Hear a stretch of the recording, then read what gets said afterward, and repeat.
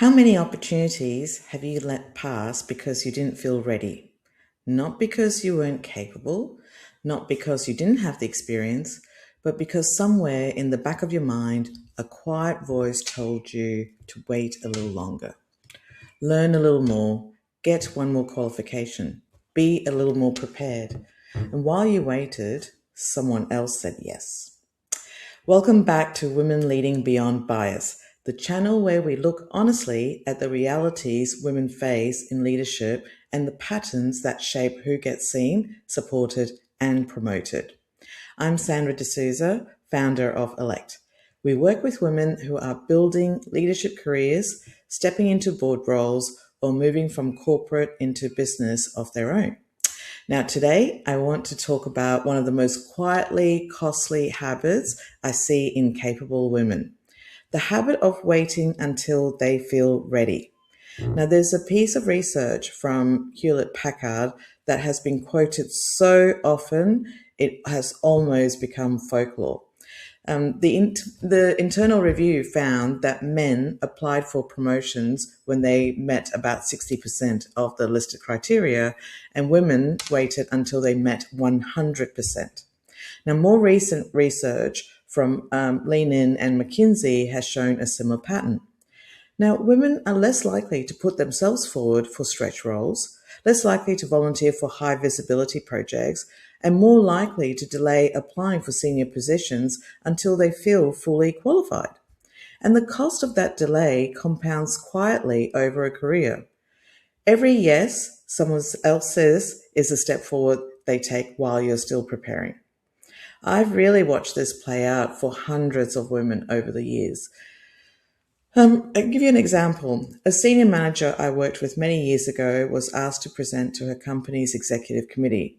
It was a real opportunity, the kind of moment that gets you noticed by people who decide on promotions.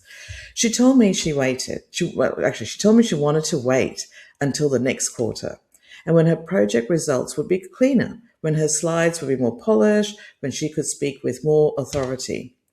Another woman, a brilliant operations leader, was offered the chance to chair a cross-functional initiative.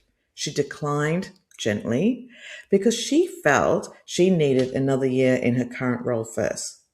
Now, in both cases, the opportunity went to someone else, not someone more qualified, just someone who said yes.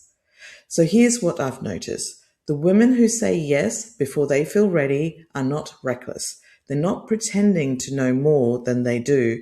They simply understand something the others haven't yet. That readiness is built through doing, not through waiting. So if you find yourself hesitating at the edge of an opportunity, here are 3 things worth thinking about. 1, readiness is rarely a feeling. It is a pattern of action. Most of the women I know who have stepped into senior roles will tell you they didn't feel ready when they took them. They felt nervous, uncertain, sometimes even a little out of their depth. What they had was a willingness to say yes and figure it out as they went. That is the actual skill, not the absence of fear, but the willingness to act anyway. 2, visibility compounds. Invisibility also compounds. Every time you say yes to a visible opportunity, you build credibility with people who matter for your career. Every time you say no, you lose a small piece of momentum that is hard to recover. Over a few years, those small choices add up to very different career trajectories for women who look equally capable on paper. 3, saying yes doesn't mean saying yes to everything. This is not about exhausting yourself by accepting every invitation. It's about recognizing the opportunities that matter, the ones where you can be seen, where you can learn something new, where the right people will witness your work. Those are the ones worth saying yes to before you feel ready. At Elect, we use a framework called PRISM: presence, relationship, impact, skill set, mindset. This conversation sits squarely inside presence. Presence isn't not always about how confidently you walk into a room. It's about whether you allow yourself to be seen at all, Whether you take up the space your work has earned you. Saying yes before you feel ready is one of the most direct ways to build presence because it puts you in rooms where people can see what you do. So here's something to think about this week. What is one opportunity you have been waiting to feel ready for? And what would it look like to say yes to a smaller version of it now rather than the perfect version of it later? A helpful first step can be naming the opportunity out loud to say someone you trust. Sometimes the act of saying it makes it feel more possible.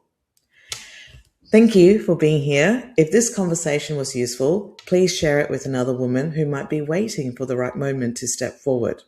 Often we are each other's reminder. I'll see you in the next episode.